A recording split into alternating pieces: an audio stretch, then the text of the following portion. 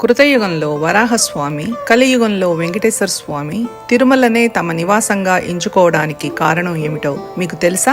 ఇద్దరూ తిరుమల క్షేత్రంలో ఉండడానికి ఏదో దివ్య రహస్యం ఉండి ఉండాలి. అది ఏమిటో చూద్దామా? తిరుమల కొండలకు కలియుగ దైవం శ్రీనివాసుడు రాకముందే ఆ కొండలపై వరాహస్వామి కొలువై ఉండడం వెనుక 200 కోట్ల సంవత్సరాలకు సంబంధించిన అద్భుత రహస్యం ఒకటి ఉంది. దాని గురించి తెలుసుకుందాం. కృతయుగంలో హిరణ్యాక్షుడు అనే రాక్షసుడు బ్రహ్మదేవుని వద్ద వరాలు పొంది భూమండలాన్ని చాపలా చుట్టి పాతాళ లోకంలోని సముద్ర గర్భంలో దాచిపెట్టాడు. విష్ణువు శ్వేత వరాహ రూపంలో హిరణ్యాక్షుడిని సంహరించి భూదేవిని యథాస్థానంలో ఉంచారు. ఆ సమయంలోనే భూదేవి స్వామిని తన పతిగా వరించింది. అందుకే ఈ కల్పాన్ని శ్వేత వరాహ కల్పం అని అంటారు. భూదేవి దేవతలందరితో కలిసి స్వామిని భూలోకంలోనే ఉండమని ప్రార్థించింది. స్వామి వైకుంఠంలోని తన విహార స్థలమైన క్రీడాచలం అనే పర్వతాన్ని తీసుకురమ్మని గరుత్మంతుడిని ఆదేశించారు. ఆయన ఆదేశం మేరకు గరుత్మంతుడు వైకుంఠం నుండి ఆ పర్వతాన్ని తెచ్చి స్వామి ఎంచుకున్న అత్యంత పవిత్రమైన వెంకటాచలంలో ప్రతిష్ఠించాడు. వైకుంఠంలో ఉండే స్వామి ఇక్కడ వెలిసినందువల్ల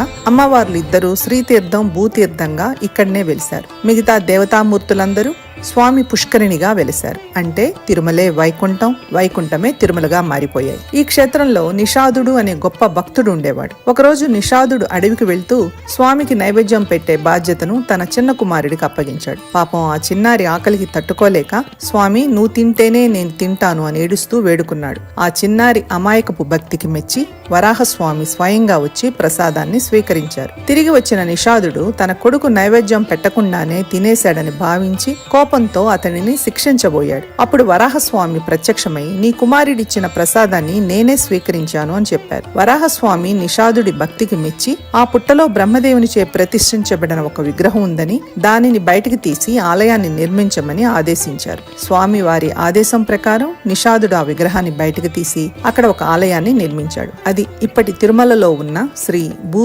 వరాహస్వామి ఆలయం. అది వరాహ క్షేత్రంగా కొలవబడుతుంది. అందుకే శ్రీనివాసుడు రాకముందే ఈ కొండలకు వరాహస్వామి క్షేత్రాధిపతి అయ్యారు. వరాహస్వామి ఉన్న తిరుమల కొండనే శ్రీనివాసుడు ఎందుకు ఎంచుకున్నారు? వరాహస్వామితో ఒప్పందం చేసుకుని ఇక్కడే ఉండాలని ఎందుకు అనుకున్నారు?